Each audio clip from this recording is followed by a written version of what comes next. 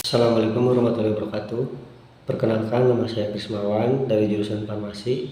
Di sini saya akan sedikit sharing mengenai sistem pengobatan sendiri, yaitu tentang penyakit migrain.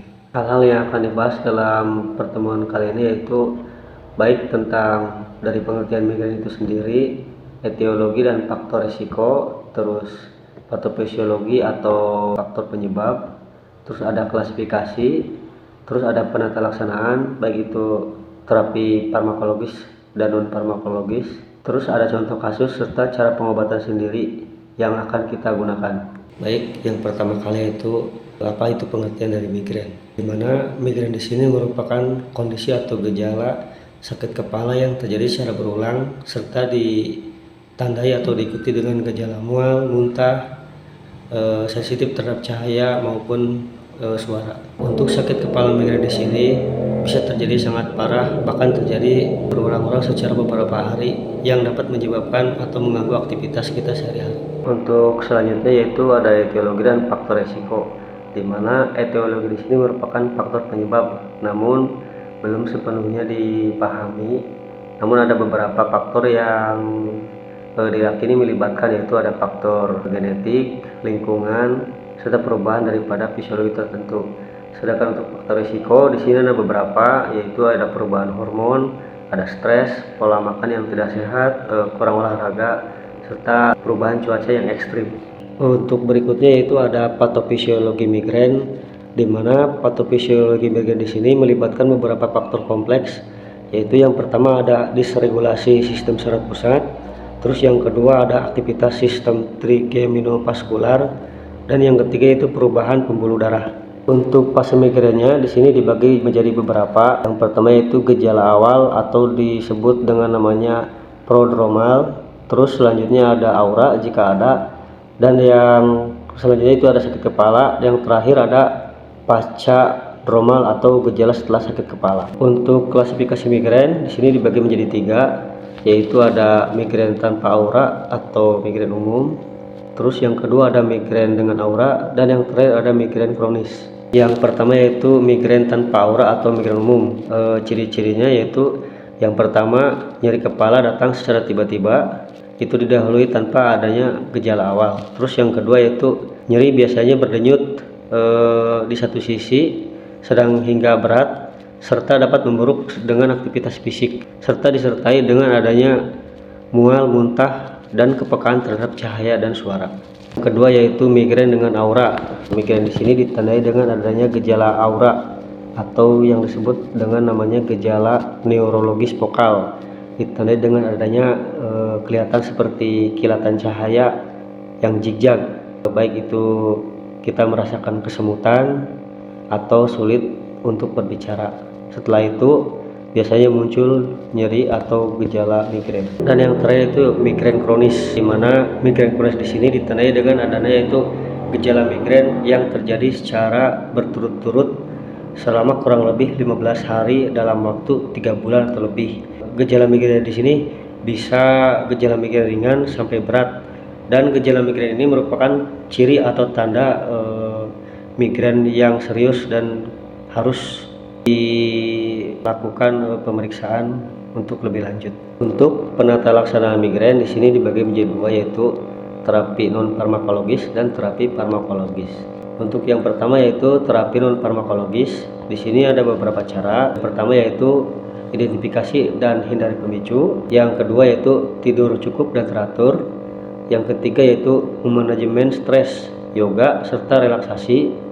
Yang keempat yaitu pola makan, makanan sehat dan teratur. Dan yang terakhir yaitu olahraga yang secara teratur. Yang kedua yaitu terapi farmakologis.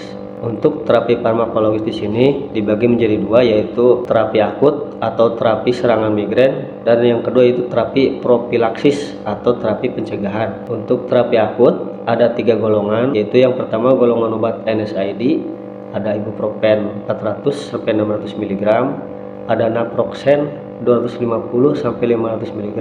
Yang kedua yaitu triptan, ada sumatriptan 50 sampai 100 mg, ada rizatriptan dan zolmitriptan Dan yang ketiga yaitu golongan antiemetik, ada metoclopramid 10 mili dan domperidon. Sedangkan untuk terapi profilaksis atau terapi pencegahan ini diberikan bila yang pertama yaitu serangan terjadi lebih dari 4 kali dalam sebulan, dan yang kedua itu tidak respon terhadap pengobatan akut.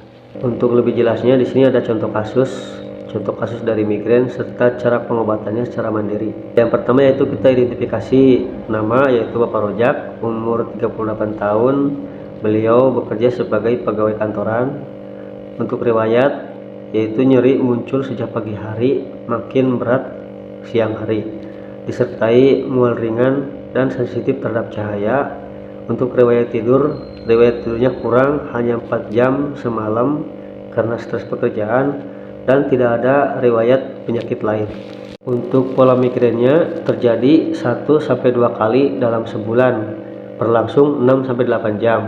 Obat yang biasa digunakan tidak rutin, hanya minum air putih terus tidur. Untuk diagnosis kemungkinan yaitu Bapak Rojak kemungkinan migrain tanpa aura berdasarkan kriteria yaitu nyeri kepala, berdenyut, durasi sedang, disertai mual dan fobia. Nah, untuk pengobatan sendiri atau pengobatan tanpa resep, di sini kita bisa menggunakan obat OTC, yaitu ada ibuprofen 400 mg.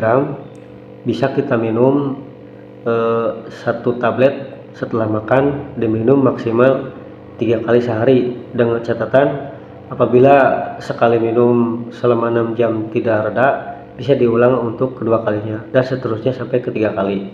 Yang kedua yaitu alternatif pakai Bodek Migra, yaitu kombinasi antara komposisinya ada paracetamol, ibuprofen dan kafein. Ini diminum disesuaikan dengan apa yang tertera di kemasan Bodek Migra tersebut. Untuk terapi non farmakologis yang bisa kita lakukan, yang pertama yaitu kita bisa tidur di ruangan yang gelap dan tenang selama 1-2 jam, terus minum air hangat untuk mencegah dehidrasi, terus kompres dingin di bagian pelipis atau kepala selama 10-15 menit, dan yang terakhir peregangan ringan atau leher dan bahu untuk mengurangi ketegangan otot. Dan hal yang kita bisa gunakan yaitu hindari pemicu berupa kurangi paparan layar, cahaya terang, serta suara bising. Yang kedua yaitu hindari kafein berlebih atau makanan pemicu lain seperti keju tua, coklat, serta MSG. Untuk catatan penting, apabila nyeri tidak membaik selama 24 jam atau semakin sering selama 4 kali atau kambuh 4 kali dalam sebulan, segera konsultasikan ke dokter. Terus yang kedua, hindari minum obat nyeri lebih dari 10 hari setelah berturut-turut untuk menghindari terjadinya medication overuse headache. Sekian sharing tentang migrain yang dapat saya berikan, mudah-mudahan bermanfaat untuk kita semua, dan apabila ada kekurangan mohon untuk dimaafkan. Demikian, wassalamualaikum warahmatullahi wabarakatuh.